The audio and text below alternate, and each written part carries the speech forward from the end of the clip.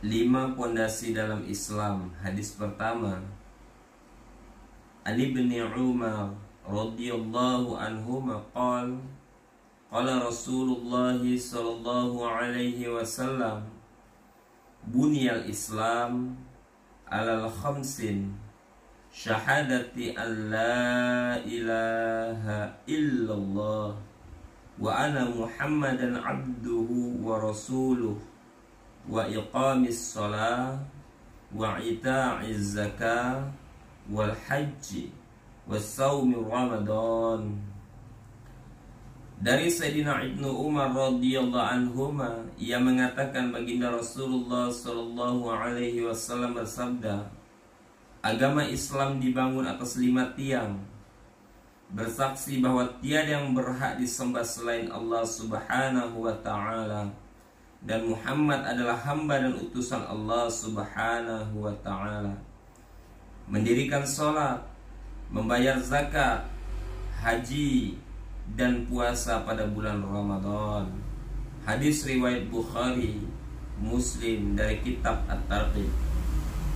Penjelasan: kelima hal di atas adalah asas-asas agama terbesar dan bagian yang terpenting. Agama Islam diibaratkan oleh baginda Rasulullah Sallallahu Alaihi Wasallam seperti sebuah kemah yang disanggah oleh 5 tiang. Tiang tengahnya adalah kalimat syahadat, dan 4 tiang lainnya ialah pendukung pada setiap penjuru kemah itu. Tanpa tiang tengah, kemah tersebut tidak akan dapat berdiri sama sekali. Apabila salah satu dari keempat tiang lainnya tidak ada, kemah tetap berdiri. Tetapi sudut yang tidak bertiang ini akan miring dan mungkin roboh.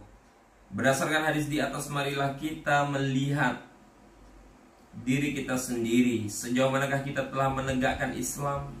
Lalu rukun Islam yang manakah yang kita jaga dan sempurnakan?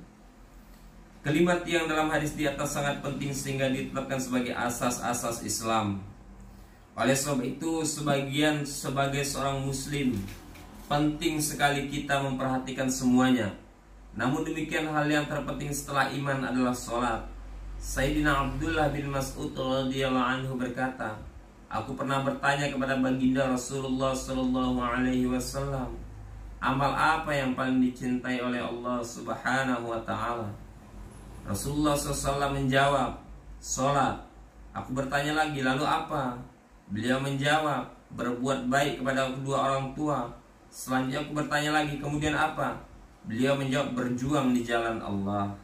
Mula Al-Qari rahmatullah alaihi menyatakan bahwa para ulama telah menjadikan hadis ini sebagai dalil bahwa sholat adalah kewajiban Islam yang terpenting setelah iman. Hal ini diperkuat lagi oleh hadis sahih yang berbunyi, as-sholatu khairu mawdu'. Sholat adalah sebaik-baiknya amal yang ditetapkan oleh Allah subhanahu wa ta'ala untuk hambanya. Selain hadis di atas, masih banyak hadis sahih lain yang menjelaskan bahwa amal manusia yang terbaik adalah sholat. Dalam kitab Jami'us Saghir disebutkan 5 orang sahabat yang telah meriwayatkan hadis di atas, yaitu Sayyidina Sauban, Sayyidina Ibnu Amr, Sayyidina Salamah, Sayyidina Abu Umamah, dan Sayyidina Ubadah radhiyallahu anhu. Sayyidina Ibnu Mas'ud radhiyallahu anhu dan Sayyidina Anas radhiyallahu anhu meriwayatkan bahwa amal yang paling utama ialah sholat tepat pada waktunya, dari kitab Jami'us Saghir. Sayyidina Ibnu Umar radhiyallahu anhuma dan Sayyidatina Ummu Farwah radhiyallahu anha juga meriwayatkan bahwa sholat pada awal waktu adalah amal yang paling utama. Hadis kedua, sholat menggugurkan dosa seperti daun-daun berguguran di musim gugur.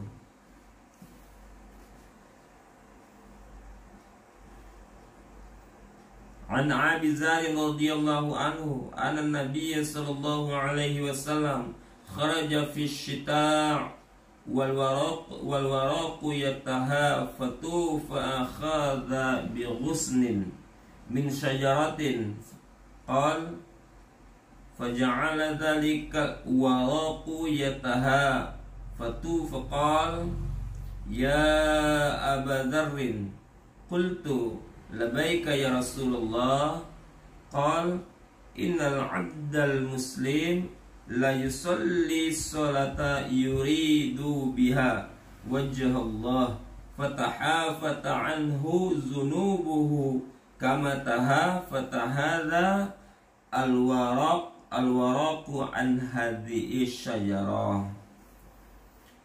Dari Sayyidina Abu Dzar radhiyallahu anhu bahwasanya baginda Rasulullah sallallahu alaihi wasallam pernah keluar dari rumahnya ketika musim gugur di saat daun-daun berguguran dari pepohonan. Beliau mengambil setangkai ranting pohon dan daun-daunnya langsung berguguran. Beliau berkata, "Wahai Abu Dzar." Sayyidina Abu Dzar radhiyallahu anhu menyahut, "Labaik, aku siap sedia ya Rasulullah." Beliau bersabda, "Sesungguhnya seorang muslim yang menunaikan sholatnya semata-mata karena Allah, maka dosa-dosanya akan berguguran sebagaimana daun-daun itu berguguran dari rantingnya." Hadis riwayat Ahmad dari kitab At-Targhib. Faedah: pada musim gugur begitu banyak daun-daun berguguran dari pohonnya, sehingga ada sebagian pohon yang daunnya tidak tersisa sehelai pun. Baginda Nabi Shallallahu Alaihi Wasallam bersabda, hasil sholat yang dikerjakan dengan ikhlas, semua dosa diampuni hingga tidak ada satupun yang tersisa.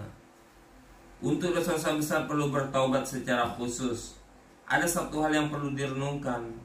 Menurut para ulama berdasarkan kesimpulan dari ayat-ayat Quran dan hadis baginda Nabi Shallallahu Alaihi Wasallam, sholat dan ibadah-ibadah lainnya hanya menghapuskan dosa-dosa kecil, sedangkan dosa-dosa besar tidak dapat diampuni tanpa bertaubat secara khusus.